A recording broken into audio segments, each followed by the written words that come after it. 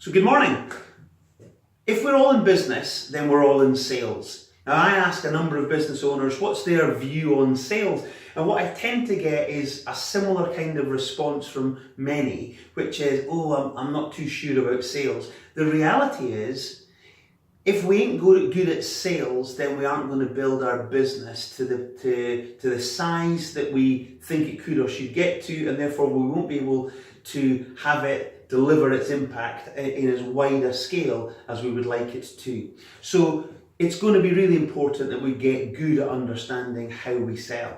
Now, one of the things that we know is that people, they hate to be sold, but they love to buy. And also, what we know is that people buy from people that they know, they like, and they trust. And I'm really interested by, how do you build trust then?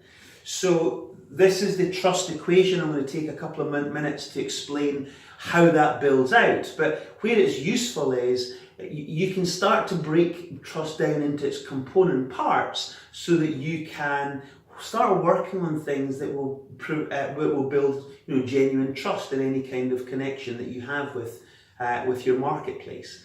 So the equation is simply this: trust equals credibility plus reliability plus likability divided by self-interest. So what does all that actually mean?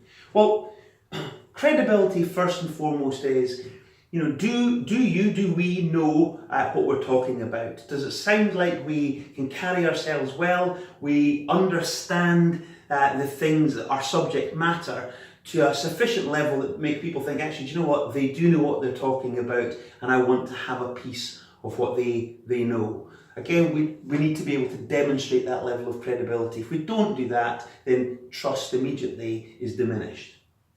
The second thing that we need to look at is reliability. So having demonstrated that we've got credibility in our subject matter, we need to then be able to say, do you actually do what you say you're going to do? So this idea of reliability is, he does what he says on the tin, or it says on the tin, or they do what they claim. So anything that we can do around having other people convey the fact that we are reliable is a good thing. That's why things like reviews, case studies, testimonial, anything like that allows other people to reinforce, this is what I thought I was getting because they were credible and they've actually done it, really helps build reliability. And within that, we're starting to kind of continue to build trust. The third thing is around likability. Now, the actual equation is emotional connection. So you need to have some level of emotional connection with the person or the market with whom you're communicating.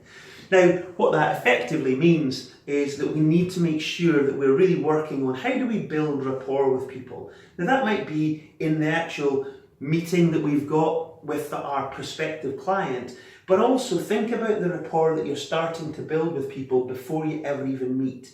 Now, one thing that we also know is that 70% of the buying decision will already have been made before people make first contact. So, because they're doing their due diligence on you, they're checking you out for a number of these things.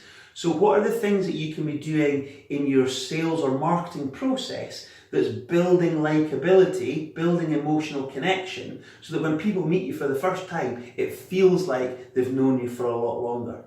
So again, things that you can do to work on there. Now, you could do a really good job on all of these things, but it will be completely undermined if it smacks too much that you're in it for yourself. The market doesn't want to know that you're doing things for yourself.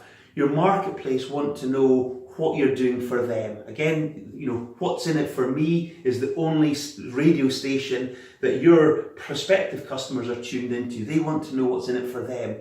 If it's too much about me or you, then that's going to undermine the whole trust that you've built up elsewhere. So again, make sure that you're genuinely looking to say, what impact can I make on this individual or this customer that's going to shift them from wherever they're at right now to a better place? How can you provide some valuable insights, some valuable tools to help people for free? That might be something that you choose to do to demonstrate that, look, I want to help you.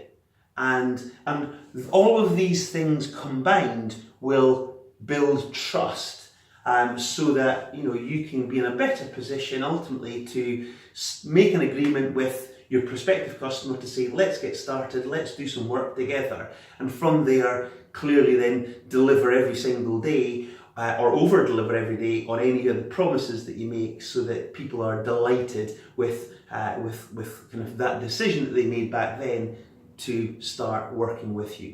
So that's the trust equation. That's one of the ways that, or one of the key ways that you can really build trust and ultimately build your business so that you can have major impact on your marketplace. Hope that's helpful. Any questions, any comments, drop them in the comment section below. But be great to speak more about this. So if you fancy it, then get in touch. Until then though, good luck in business.